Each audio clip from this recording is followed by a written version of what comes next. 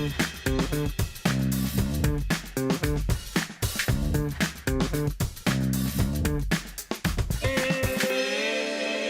I'm a third-year PhD student, and my PhD is in demography, but my background is economics. But I'm also very much interested in demographic issues, so my research interests are around family economics, especially how employment behaviors and family behaviors affect each other. So I'm in the work package 8.5, which is about how parental resources affect family formation strategies.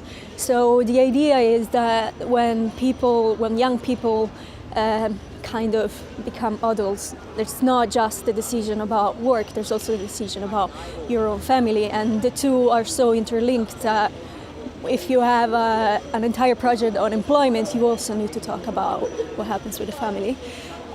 So the specific paper deliverable we are looking at is how your family of origin. So the idea is to look at a measure that proxies somehow the resources they have. So we look at occupation and education of your fathers and mothers affects your family formation strategies, where that means at what age you have a baby, what age you get married, what age you start a cohabitation, if you start a cohabitation or not.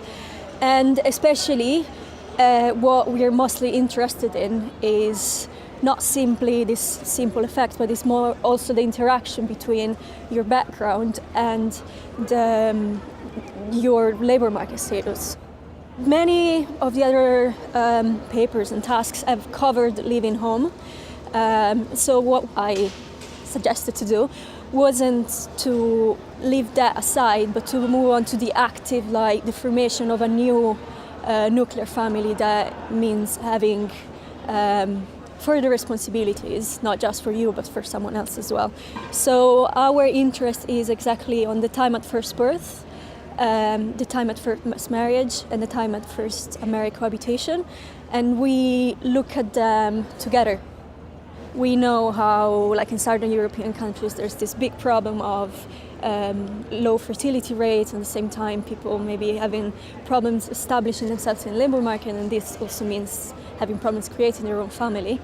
And whereas we don't find this in other countries, like where the UK, fertility is actually quite high and cohabitations are quite common.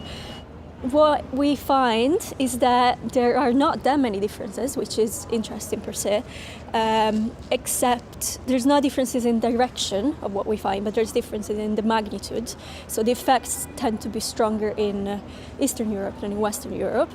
And what we find is the higher your social status of origin, the later you will have a baby, the later you get married. So you tend to postpone this, which in many ways makes sense because it means that you will spend more time investing in skills, investing in your career. But when we look at young people who are unemployed, we find that this association is even stronger. So someone who is unemployed and it comes from a wealthy family will tend to postpone even further, maybe because, lack of resources, but it can kind of fall out on the parents, whereas someone who's unemployed but is from a low status family would tend to have a child or like earlier, which it might be problematic because having children earlier means you have fewer resources to support them. We think that one thing that policymakers might find interesting from our study is that to see to what extent people are kind of rely on their families. And that's, obviously that's a normative judgment, but if someone has to rely on their own family and families are different, it's unfair because everyone should be having starting from the same kind of level playing fields.